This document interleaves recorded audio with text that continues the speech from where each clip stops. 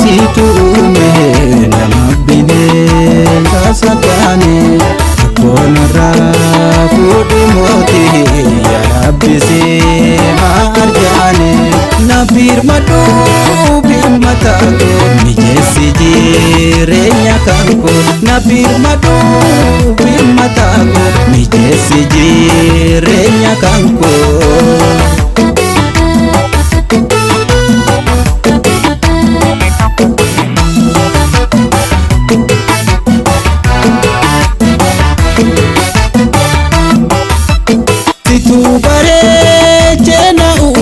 jiru adunya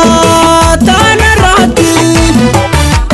simale mal kapamoti nafkendi wa hunda kuti amatina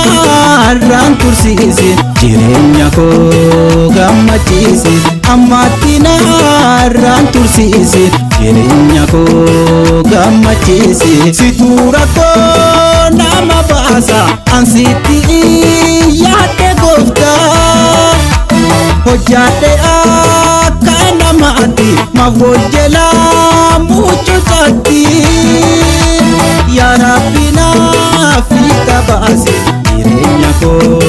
gammachisi ya Rabbi naafika baasi harka qabee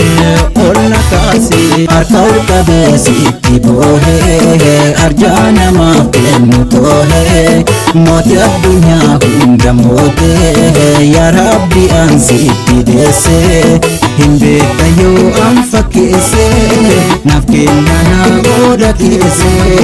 hin beekta yoo an fakkeessee naaf kenna na booda keessee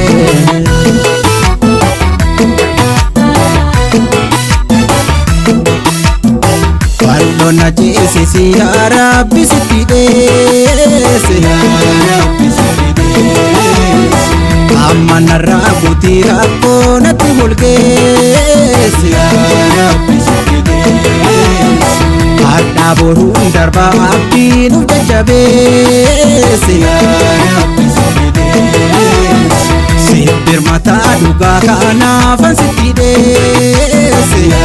Rabbi sitti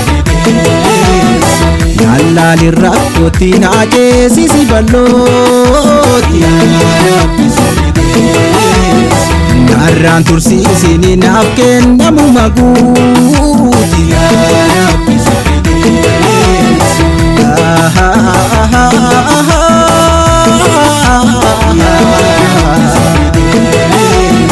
sitti deesse ya Rabbi ya Rabbi sitti